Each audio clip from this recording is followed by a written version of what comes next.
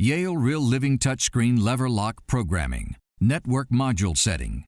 Please note, this menu option 7 is only available when either a Zigbee or Z-Wave wireless network module is installed in the lock.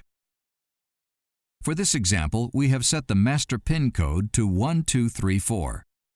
Touch the screen with the back of your hand or palm to activate. Enter master pin code 1234, followed by the pound key to enter the main menu. Press the pound key to continue. We will select number 7, followed by the pound sign to enter the module setting. Join the wireless network. Option 1 is illuminated. Press the pound key to register the wireless network module into the home control system. To delete the wireless network module from the home control system, select option number 3 followed by the pound sign.